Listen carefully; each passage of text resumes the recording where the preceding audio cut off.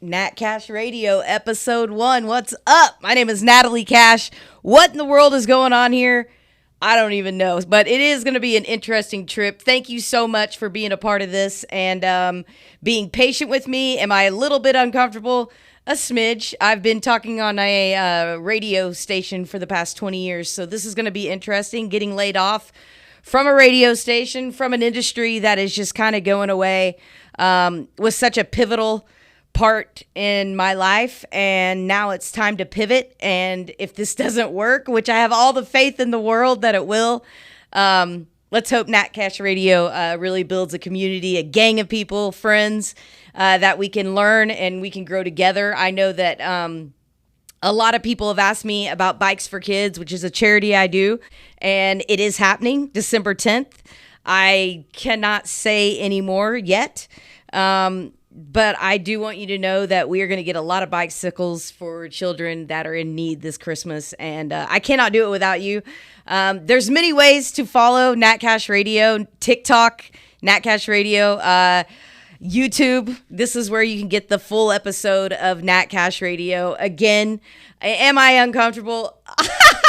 Yeah, but it's going to be fun, and it's going to be a journey that I can't wait to take you guys on. I don't want to ramble too much. We're going to it's going to be like a talk show type format, and I've always wanted to be a talk show host. Anyone that knows me and that has known me since I was a young little girl has known that Natalie has wanted to be Oprah, Ellen, Rosie O'Donnell.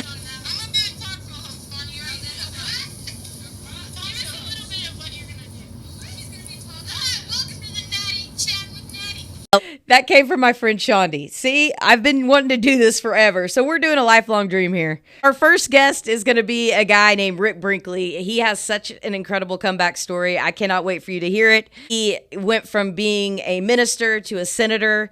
He got in a little bit of trouble. He went to prison for 3 years, and his comeback story is just incredible. And every time I talk to him, I become a better person. I learn from him. I grow, and I learn new things. That's the biggest thing that I love about Rick Brinkley, and that's what I hope Nat Cash Radio is. He's a fun guy. He really can get vulnerable with you, and I hope you enjoy it. More to come with Nat Cash Radio. Welcome to episode 1. So let's start with, who is Rick Brinkley? You know, there's part of me, if I'm going to be honest with you, I'm going to have to say I'm still figuring that out. I mean, I think that I've been figuring that out. I'm 63 years old, and I've been trying to figure that out for 63 years, is that there's, like when I was growing up, there was people who say, what do you want to be when you grow up? And I had a list of like 12 things. Mm-hmm. And they're like, no, you got to pick one. I'm like, no, I don't. And so, I joke around. I was the first person on either side of my family to go to college. I was the first college dropout on either side of my family. I went to work at Channel 6 in Tulsa.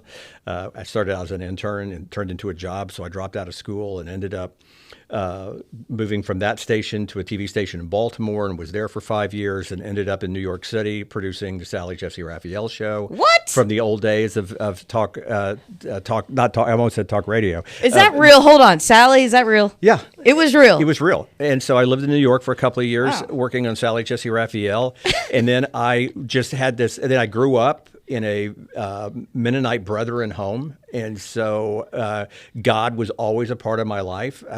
People have these big struggles with God. And for me, God is sitting next to me in my car when I'm driving. Mm-hmm. And we have to have conversations. And it's always just been a very personal thing for me. And so just felt this leading to go into ministry. And so I did, and left Sally Jesse Raphael and moved back to Oklahoma and went to work for a church in Collinsville, and was going to seminary at Oral Roberts University. They did not know what to do with me at ORU, coming from Sally Jesse Raphael.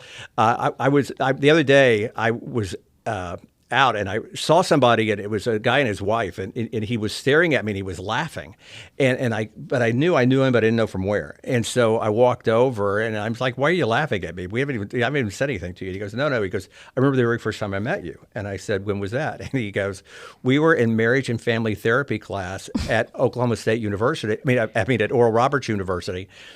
And it was like your first 2 weeks there, because I came in the spring semester, and I knew exactly what he was going to explain to his wife, is that the professor was, we were learning this from this book by Father Andrew Greeley. I still remember it, that he said marriage can't be as bad as everyone makes it out to be, or people wouldn't continue to get married. And he did all this research, and he discovered that if couples have two things in their marriage, there's a 90% chance that they'll stay married. And it is, number one, that they pray together, not he prays, she prays, but they literally pray together. And the second thing is they have a highly satisfactory sex life. When those two things are found in combination, there's a 90% chance they'll stay married. So I immediately raised my hand, and no one knew who I was. The professor knew my name, and he said, "Yes, Mr. Brinkley." And I said, "Well, does screaming, 'Oh God,' during sex actually count for both of those?" Which was not probably the most appropriate thing to say at Oral Roberts University. Yes, it was, man. But here's the deal, is that I thought it was an obvious joke. Yeah. It was stone silence. I mean, I was like, I could feel the sweat rolling down my back. I mean, the professor just kind of froze with a piece of chalk in his hand. Just goes on, and now in chapter 2, and I sat there for a long time and just was sweating, and the class went on, and people just ignored that I was even there. And then we were out of class, and it was kind of like a law school room, and so you had to walk up these steps to go out to the hallway. And then everyone surrounded me, and they're like, "We love you. You're funny, blah, bha, blah." And I'm like, "Why didn't you laugh?" They're like, "Well, I'm not getting myself in trouble." I was like, "Okay, now I know what I'm dealing with." So I did that and worked in a church, was pastor for 10 years, went to work in the nonprofit world, ended up being asked to run for office, ran for office, was elected to state senate. And then along that pathway, I developed an addiction. And I had a gambling addiction that was pretty severe at its darkest points. And did you know that? Were you like, this is bad? Yeah, I remember trying to going back to the God conversation. I had a really small little apartment in Oklahoma City where I would stay during the legislative session. I was just laying in bed, and God and I were talking, and God out of the blue said, "When are we going to talk about your addiction?" And I actually said to God, "You can have everything else, but you can't have that." Wow. That's how bad it was. Wow. That's mine. You cannot have that. You literally thought that in your head? Mm-hmm. And the thing about it is that there was a part of me when that came. I mean, I was not verbally talking to God; it was all in my head. But when that came to my head, I was just like, "This is sick." Yeah. But I knew it was the truth. Mm-hmm. You can't have it. So you're like, okay, I have this addiction. Mm-hmm. And were you running the church, or were you? No, I was no longer at the church. I was in the Senate, and but what happened is that I had gambled before, kind of going back in time. Is that I was part of an organization that would have a meeting that would fluctuate. 1 year it was in Las Vegas, 1 year it was in Atlantic City, and there'd be a bunch of us that we would go. And we would go play blackjack, and then we'd go. Somebody would go, "Oh, look, our dinner reservations are go," and we'd all get up at the table and leave. Mm-hmm. I was fine. I mean, and I had never been in a casino in Oklahoma. I just had never been in one. And then some friends. So then one day I didn't live very far from one of the casinos here, and I saw a commercial. I'm like, I just want to go see what it looks like. And this is way before it became as sophisticated as it is in the state. And so I went, and I'm like, this is trash. This is horrible. This place reeks, all this kind of stuff. And I was just kind of moseying around, and there was a blackjack tournament going on. And I sat down to play, and I was not in the Senate at the time. I had not been elected yet or anything. And sat down and met some people, and this tournament was going on, and we would kind of save seats for each other. We were just absolute strangers. I took my son with me one night. He was appalled that when we walked in and that people knew who I was there. He's like, "What is wrong with you?" But I just enjoyed playing blackjack. But then the tournament went away, and I didn't go back, and it wasn't anything. And then some friends said, "Hey, we're going to the casino tonight. You want to go?" And I'm like, "Nah, it's just not my thing." And they go, "Yeah, go ahead and come on." And so I ended up going to the back of the casino. And at that point, there was a lot of stuff going on in my life that was just normal stuff, mm-hmm. but just a lot of stress, just normal stress. And I go back and I sit down at this slot machine, which was something I would have never done, because I always thought slot machines were the stupidest things in the world. But I sat down, and in that instant, nobody wanted anything from me. I zoned out, And you and that machine. It was me and that machine. And you're just putting that money in. And the thing about it is that blackjack is a game, of course, that's got some level of skill in the fact that you can count to 21. But, is that, you can count stuff. But this didn't require anything. Slots is mindless. It's just you sit there and push the button. And then it escalated.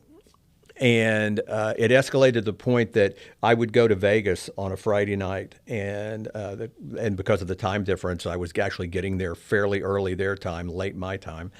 And there were days where I would go in and I would check in, and I'd leave my bags with the bellman, and I'd go straight to a table, and I would be there for 16 hours. 16 hours.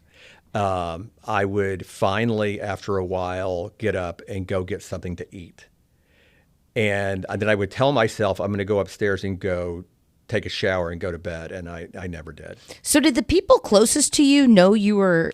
No one knew. No one knew. That's the thing with addiction. You really keep it close to you. Well, and it, like I said, it was mine. And my son was out of the house. My grandson, lived with my son. I was not married. So if I came home at 6 o'clock in the morning, nobody knew but me. Yeah. And I traveled a lot anyway, speaking. I did a lot of professional speaking all over the United States. And all I would have to say is I got a speaking engagement this weekend. And everyone went, okay. Right. And I came home. And the difference is that if you have almost any other addiction, I can tell if you're drunk. I can tell if you're stoned. I can tell if you're shooting up. I can tell there's track marks on your arms. Why can you tell that? Yeah, just an average person. Is that if they're falling down drunk in front of me, I'm pretty sure that they're drunk. Okay. Well, duh. Yeah, that kind of stuff. but if you've been gambling, you can't tell. You can't tell. No. And so, and there's when I finally got into recovery, I always used to joke. Is this pre or post prison? This is pre-prison. Really? Yeah. So this had happened, and so it escalated and escalated. And the thing about an average person goes to a casino and they gamble. We'll just say slots because it's an easier explanation. They hit a jackpot. They go, look what I can pay off, or they go, look what I can buy. Yeah. I say, look how much longer I get to keep playing. Wow. Because I think all addictions in some way are really based on escaping the chaos or the misery or the anger or whatever of your life. Because when I walk into a casino, it becomes a snow globe. Mm-hmm. Nothing exists outside of that. The fact that I was there for 16 hours at the exact same table and went through dealer after dealer, shift changes, the whole 9 yards, I felt like I'd been there for 15 minutes. Having the time of your life. And just, just in a zone. Yeah, and no one's bothering you. No one's talking to me. Yeah. And I've always been a pretty easygoing person in some regards, and, would never be antagonistic or whatever, would always kind of de-escalate conversations. That was the only time I would ever get angry with people, is that because if they didn't know how to play, it would make me angry. Really? And I would go, what are you doing? You would have hated me. Probably. I really don't like you now. I'm only kidding. All right. That's okay. No, I'm only kidding. But no. It's that But what happened is that all of a sudden that part of my personality came out, which was like, yeah. And again, this is like, language that some of your listeners or viewers won't understand, is that you're like, you got to double down. You got to split. And they're like, well, I don't want to. Well, I don't care if you want to or not. That's what you have to do. And there'd be times I would take my own chips and put over and go, I'll give you the money. Just split your cards, because you're going to screw up the whole table if you don't. And that was the only time that would come out of me. I don't drink. It's the funny thing is, I've never had a drink of alcohol in my life. Wow. I've never used a drug in my life. Because usually those two go hand in hand. Absolutely. And so anyway, I'm dragging this story out way too long. Is that so? Then what happens is that you have just got to keep it going, because you want the escape to continue. The person who's an alcoholic wants to keep drinking, because getting sober is like, if this is what being sober is like, my life sucks. I want to go back to being drunk because it helps me to escape it. Same thing with drugs. And sometimes it's not sometimes it's shopping. I mean, pornography. I mean, I've been in 12-step programs and in rehab with people who had multiple addictions because it was all the same thing. It made me feel better to spend money, and I ended up spending money I didn't have and running up credit cards just to make the feeling. It's all about right. how someone's feeling. It's all about trying to just feel, because a feeling, an emotion that you want to feel, because the emotions you really have suck. Yeah. I ended up taking money that didn't belong to me to be able to keep my addiction going. Mm-hmm. And all right, so you get in trouble. Did you know you were about to get in trouble? I figured, were you feeling it? I knew it was really funny because I knew that I had to get in trouble. I knew that because, I'm like, how can you not know I'm doing this? Okay, here's my question. While you're in the midst of it, were you thinking this is going to end badly? Absolutely. Oh, okay. Yeah, I knew. But there's that part of you that says, if they haven't figured it out by now. And so, but there were days, especially when I was in the Senate, that I would, because there was talk that I was going to be the next pro tem of the Senate, and there's portraits of the other pro tems, the previous pro tems hanging. And I would walk by and look at those and would say, your picture's never going to be there. Really? This is going to fall apart. This is going to fall apart. And it was really funny. I had figured it out only because I overheard somebody say something. Oh gosh. And I figured it out. And this goes back to the God thing, is that I just remember I had found out on my way to the airport to go to Chicago to give a speech. Wow. And I was laying in the hotel room watching a movie, killing time before I had to be downstairs. And it was this God conversation, which was, it's going to fall apart. Your world's about to fall apart. This is God talking. I'm not the one who caused this. I'm not doing this to punish you. This is the natural consequences of what you've been doing. But I will be with you through this every step of the way. Oh my gosh. And I kind of knew it, and then reality set in. And, is that people always talk about how, quote unquote, horrible prison was. The horrible part for me was from the time I figured out that I was under investigation until the news story broke. The way I describe it is, and a lot of addicts will tell you this, is that I felt like I was just in a black abyss of like space, and I was just tumbling, and I could never hit the ground. And it was just all the time of just, please make this stop. And I saw a picture once, and I would love to have it just for myself, but I haven't been able to find the picture since, is that while this was going on, my main objective was at some point to try to stay alive, but also to try to die at the same time. Is that so? Because what happens in these situations is your life is imploding, but really, in your circle, you're the only one who knows. God. And you're carrying this with you 24/7. And I had bought a little spiral notebook, and I would go home from the Capitol, and my job every day was to figure out how to kill myself and make it look like an accident. Yeah. So my life insurance would pay off for my son and my grandson. And the picture I was telling you about is that I would be a presiding officer, which means I was the guy holding the gavel in front of the Senate, running the Senate floor that day.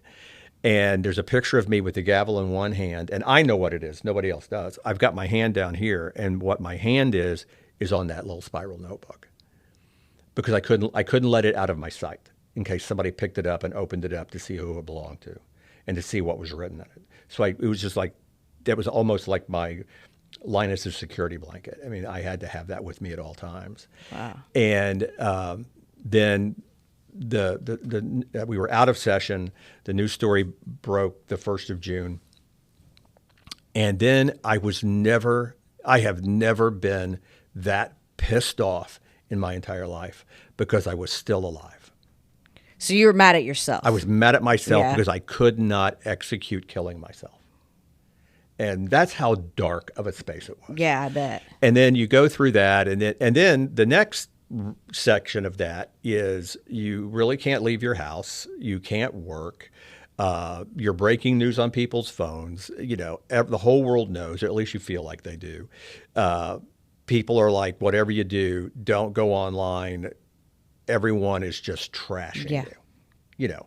And that's just a piece of advice to everybody. If you're ever in a newspaper article, please don't read the comments. Just don't read the comments. And so I was stuck in my house. I pled guilty in August. I mean, I was like, I was just from the get-go. Yes, I did this. I'm not going to deny I didn't do it. Let's go. And so I pled guilty in August, which was pretty much very quick in the federal system to have the story break in June and plead guilty in August. I spent 37 days in a rehab facility, which was, I couldn't wait to get there just because it gave me an escape from where I was. And it was miraculous for me. And then got out and pled guilty, and I was just like, let's go. Let's get this over with. Let's get this over with. Well, it was 7 more months before I was sentenced. Oh, my gosh. So for 7 months, I hid. Then I was back to, what'd you do today? I stayed alive today. That was a big deal. So that pre-prison was probably worse than prison. Oh, absolutely. The leading up to prison was the really hard part. The prison itself was by no means, as I like to call it, my friends laugh, I call it that really horrible all-inclusive I went to. Is that, I had a room and free food. Yeah. And so the best. It's right. It was just the suckiest all-inclusive. But you end up getting there, and there's a mixture of all different kinds of crimes. There's people from all over the United States. It's a federal prison. I was actually lucky enough to be able to go to, there's one in El Reno, Oklahoma, and that's where I was, so I was close to family. But you got people who are there primarily for drugs, a handful of white-collar people, and then you get there and you realize that I acclimated to prison so fast that people were. I can see you acclimating to anywhere. Yeah, I mean, I've always been that way, which is just like, okay, this is what it is. Let's go. What was your nickname? When I first got there, it was school, for old school. Okay. Because I was an old guy. I was an old guy to them. These are kids. Most of them. Are they nice to the older? Oh, I mean, for the most part, everybody got along. Like I've told people before. I mean, on a minute-by-minute ratio, I laughed more in prison than I've ever laughed in while you're there, what you call the free world, and because you're just trying to make the best of a bad situation. And if other white-collar guys would show up and be losing their minds, somebody to go talk to Brinkley. And I'd go to talk, so they come down to talk to me, and I'm like, you're losing your mind, huh? And he's like, yeah. And I'm like, look, you got 3 choices. And I still say it to people today, forget prison, just about life. What are the 3 choices? You got 3 choices, which is either 1, you fight this. It's going to be the longest 3 years of your life. 2, you succumb to it, and you can't let that happen. You cannot become institutionalized. Or the third thing is you just make the best of it. And that's no matter what you're going through in life, those are your 3 choices. But you deny it. It's not real. I'm going to fight it. And that's a load of crap. It is real. And one of the things that I talk a lot about with people who are not addicts is like life is hard enough as it is.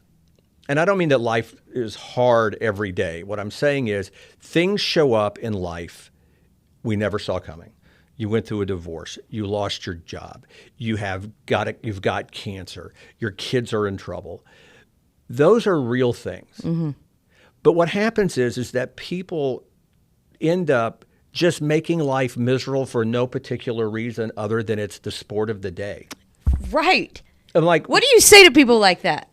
Number one, I usually just say, get over yourself. Right. Stop it. Because that's the mature adult thing to say. Stop it.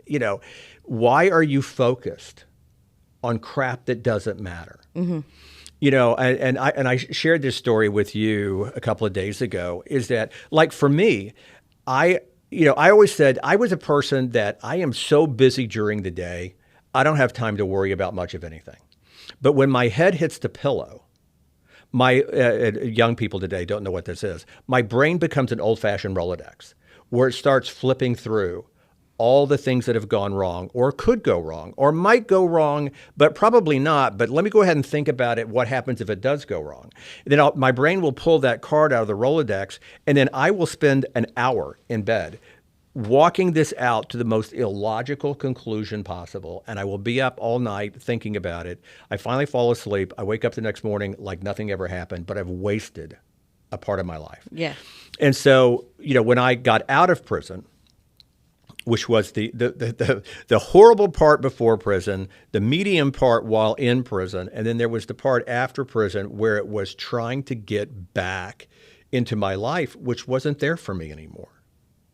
Yeah, because before you're Rick Brinkley, you've made a name for yourself. You're in the Senate. Mm-hmm. You get in trouble. Right. Now you're out of prison, and now you're probably all up in your head like people are judging me. Oh, absolutely. I mean, and part of it I would see, but again, I think this is for everybody, is that we really believe that everybody is thinking about us. I was I'm now a lobbyist at the Capitol, and I started in 23, and I didn't know what was going to happen when I walked on that rotunda floor, and all these other lobbyists and the legislators are there. What's their reaction going to be to me? And they were wonderful. They're like, "It's so good to see you again. Glad you're here." But I still believed, that that's what they're doing to my face, but behind the doors they're all having these conversations. And so I finally went to Greg Treat, who's the pro tem of the Senate. And he and I were elected the same year. And I go back to his office. I said, "How much pushback are you getting from me being here?" He goes, "None. You're not that big of a deal." And it was that moment of realizing this is all in my head.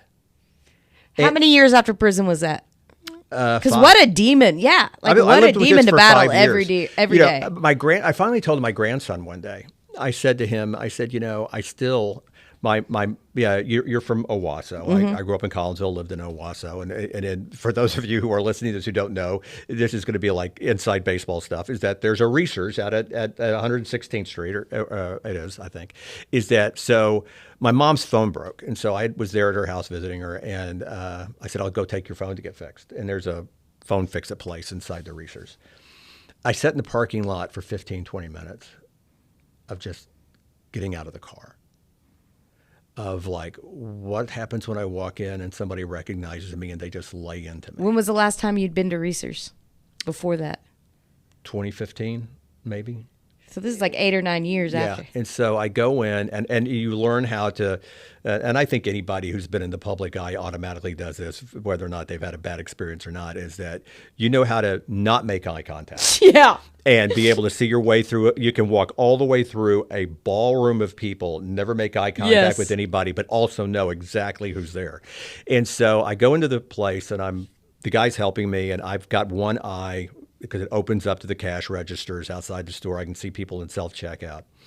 And I see this guy going through self-checkout, and he starts headed toward me. Then he hangs a left and starts going to the door. I'm like, I don't know who that was, but he didn't go. Then I see him stop and turn around and come back. And he goes, "Rick." And I look up, and it was one of those things like I kind of knew him from someplace, but I didn't know. And it was obvious, not being judgmental, but it was very obvious he had had a rough life. And he goes, I'm going to get choked up. He said, "I just wanted to tell you, you were there for me when I was in the 8th grade. And my life is so much better because you were there, because nobody else ever was. And I just wanted to tell you thank you."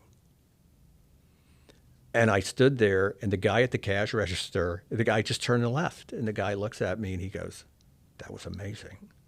He goes, "Who was that?" I go, "I don't know." Wow. And so there was that reminder of like, look, in the grand scheme of life, people are trying to get their house payment made. They're trying to get their kids to soccer practice. And on their list of 10,000 things they're worried about, you're not on the list. Of the 10,000 things. You're just not on their list because they're trying to get their stuff done. Yeah. And there was a woman that I talked to about a year ago, and she came up to me, and they were having some family problems, and she was like, "Well, when I go out, I know that everybody's talking about me." And I said, "I'm going to tell you what somebody else said to me. No one cares. No one cares." Yeah. So I had not been in Walmart in Owasso in 8 years, I think, at that point, last spring. And I finally was like, suck it up, Rick. Go to, be a man. Go to Walmart. Be a man and go to Walmart, That's Rick. right. And so I go on a Wednesday at 2 o'clock in the afternoon when there was nobody there. It was such a brave moment of my life. And I go and I get my stuff and I go through self-checkout. And again, this peripheral vision stuff, I see the guy at the cash register next to me. And he turns and he looks at me and I'm like, okay. And he whips his head back around a second time, whips it back around a third time. And I'm like, all right, here we go. So he walks behind me. I thought he had left. I get my stuff. I turn and he's like literally standing right there. I mean, I can't even take a step. And I look at him and, I did my stuff and I said, hey, how you doing? And he looks at me and he's got this sad look on his face. He goes, I really miss seeing you do the weather. And I was just like, I wasn't a flipping weatherman. Yeah. I said, I've never been so relieved and depressed at the same time in my entire life, is that he just knew he knew me from someplace. Right. But he didn't remember any of it. And I've had people I've been talking to, and I will say, when I got out of prison, and they'll start laughing. I go, what are you laughing at? They go, I completely forgot you went to prison. I'm like, how? Because you want to know what it is? Because you make such a positive, you're just such a positive influence that people forget that happened to you. I'm telling you, that's what it is. Well, and I believe that because there's so many people who just have no clue. Yeah. But you hold on to, and this is for everybody. Because it's affecting you. Yeah, it's affecting me. And it's like, you were raised by a horrible mom, or you lost a parent, or you got dumped at the altar, or whatever it is. And you believe that that's how other people define you. Mm-hmm. Because whether or not you have understood it yet or not, that is how you're defining yourself. Right.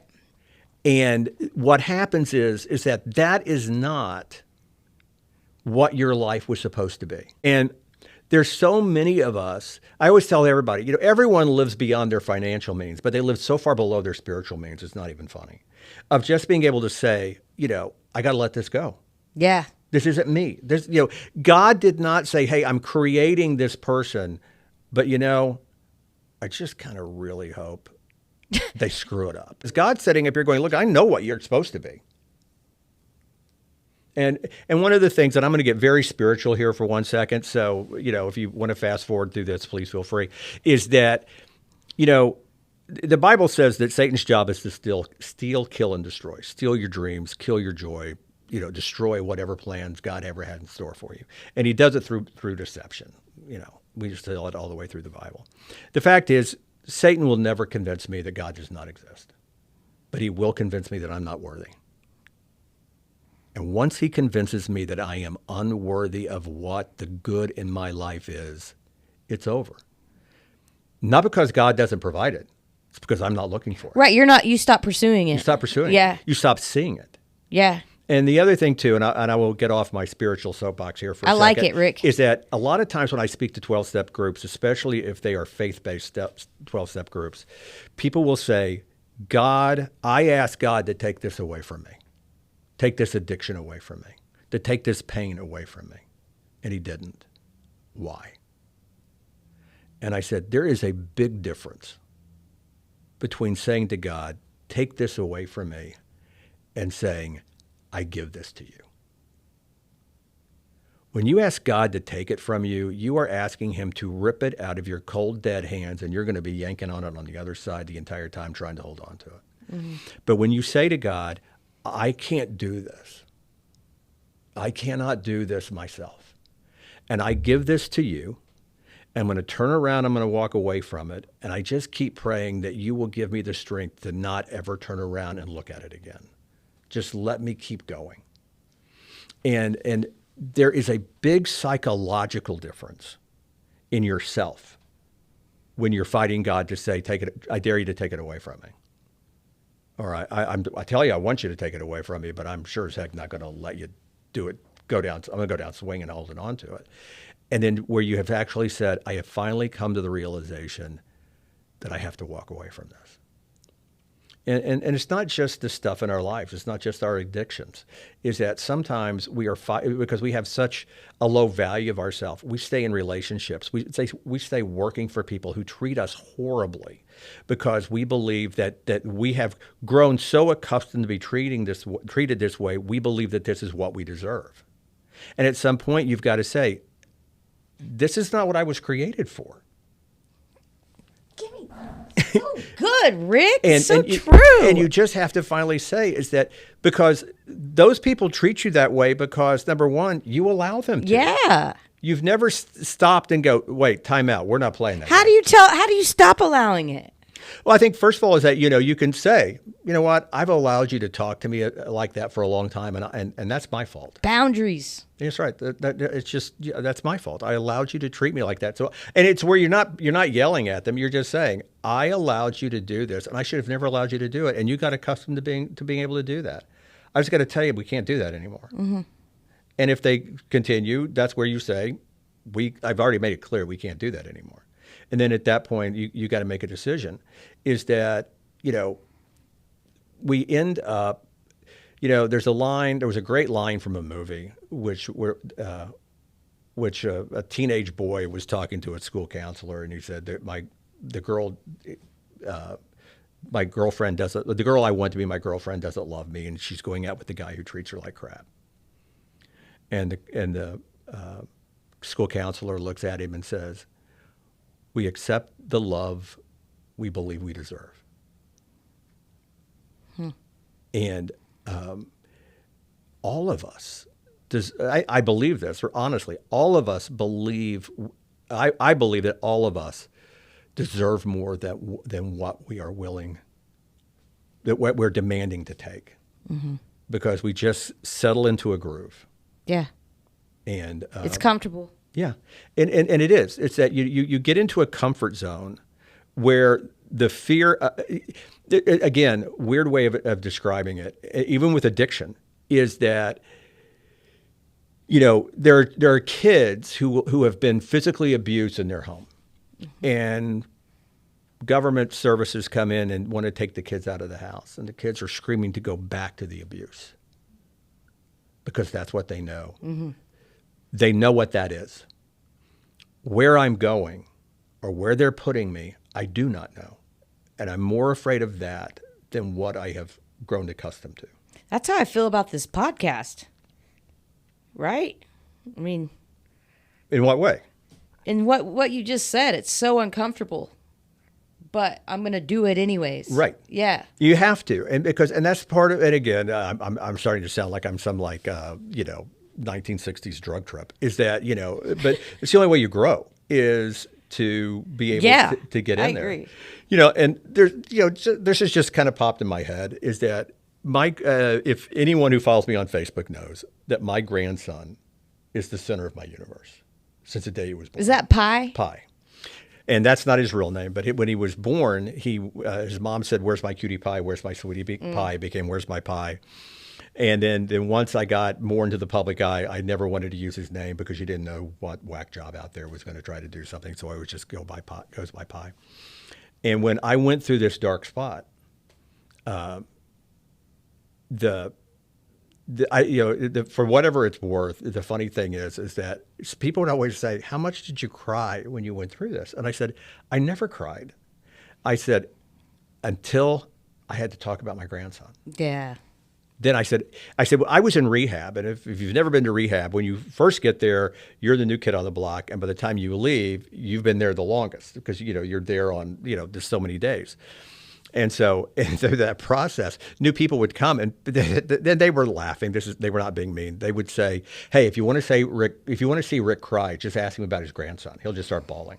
And I went through this thing. I mean, this is how bad and how dark it was. And I think that people do this in their own way, probably not as weird as my way, is that I would have this dream almost every night where I would be standing before a judge, and the judge's seat was stories high. I mean, I was at the table looking at him, and I was screaming at him and just in tears screaming to the judge that I would take a life sentence if he would erase me from my grandson's memory. My grandson would have been better off if he never knew I existed because of what I was going through. And then that became my prayer. I'll do whatever it takes, just make him forget me. And that's pretty common, honestly, with people who are going to prison. I've talked to a lot of people in helping them get ready to go to prison, and it's the exact same conversations every single time. But before rehab, and I'd gone in to plead guilty, it was all over the news. I mean, it was craziness. It was a nightmare. Yeah, and it was I look back on it now, and in some ways I laugh, and then there's other days where I'm just like, good God, how did we get through this? But I called my son and I said, look, I have not been alone with Pi since this all started. I need to be with him. And he goes, okay. He goes, come by on Sunday. Go get something to drink. We're going to watch soccer game with us, and take him to go get something to eat. By this time, Pi's about, I don't know, 17, I guess. And so we get ready to go. I literally take one step out onto the front porch of the house and just fall apart crying. Yeah. I'm so sorry. I'm so sorry if I've embarrassed you. I'm so sorry. And he's got a look on his face of what was wrong with you. and we get in the car. I literally had to pull into a Sonic drive-in because I couldn't see. I was crying so hard. And I think every Oklahoma family's had at least one major life discussion in a Sonic drive-in. And so I'm sitting there and I'm apologizing because all of his friends call me Peepaw. He calls me Peepaw. They call me Peepaw. There's a kid I ran into. They're like now 26 years old. And he goes, I don't even know what your real name is. I just know you're Peepaw. And so, and he goes, I'll choke up here. He goes, when I look at you, all I see is my Peepaw. And I love my Peepaw. And I said, and it was just like immediately a tear. So I was like, okay, great. I needed to hear this. I'm good. And I go through all the circumstances of what could possibly happen from this to this. And he looks at me and he goes, and this is a line he threw back in my face that I would always say to him when he was in high school and was playing soccer and there was tension moments and stress. It was always, don't overthink this. And he just looked at me and he stared me right in the eye. He goes, I'm not overthinking this. And I just laughed. He goes, whatever happens will be the best thing that could have happened. And I want people to hear this. He said, he goes, what do you mean? I said, how do you know whatever happens is going to be the best thing that could have happened? He goes, because whatever was worse didn't happen, and whatever was better, the judge didn't think was an option. So whatever happens, that will be the best thing that could have happened. I like that. And I was just like, okay. Yeah. And that got me through the next almost 7 months. Then his birthday's coming up in February.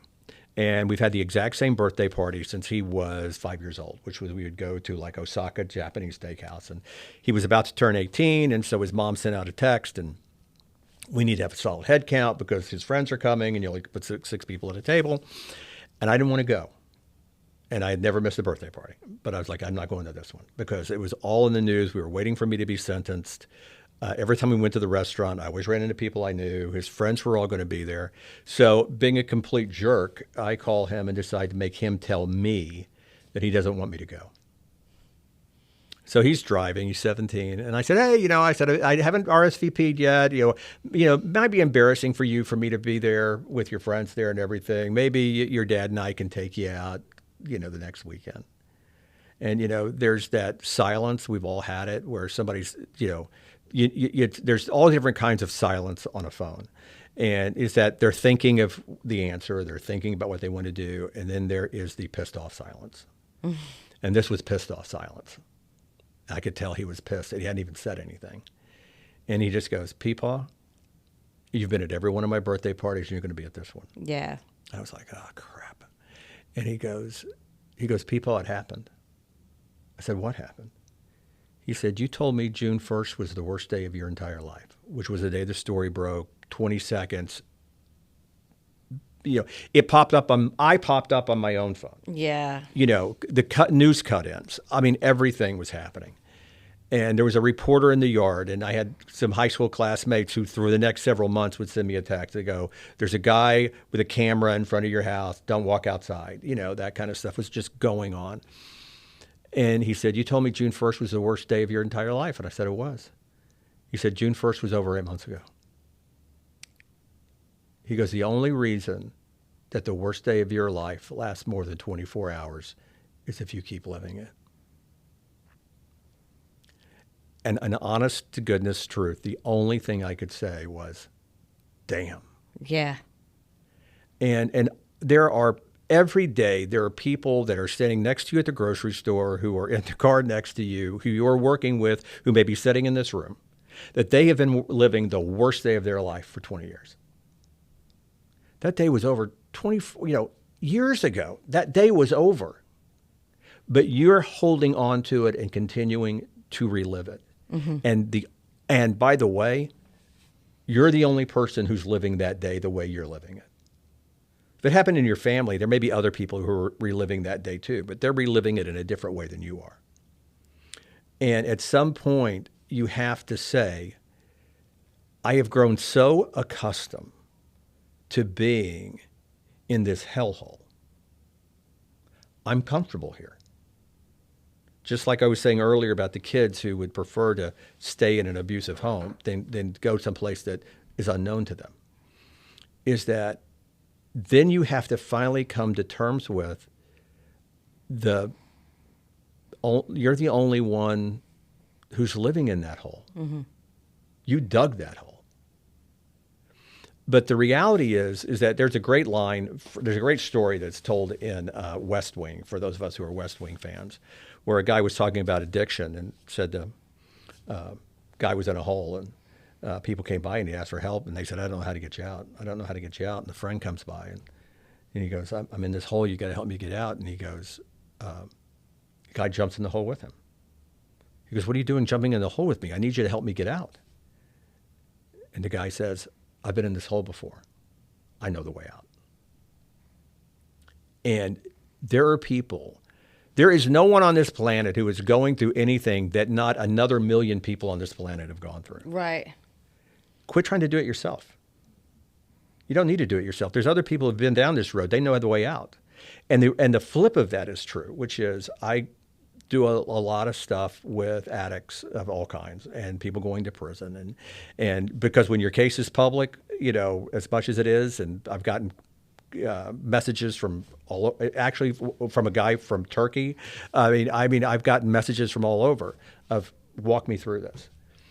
Is that when you've been through it, there is a responsibility to reach back and grab somebody else's wrist and pull them to where they need to be, because you've navigated. And when you get to the other side of something, it's one of those things where we all kind of go, no matter what it was, whether or not it was you lost weight or you got your finances together or whatever it was, and you get to the other side of it because it was such a struggle for so long, and then you get there and you go, why in God's name didn't I do this 20 years ago? Yeah.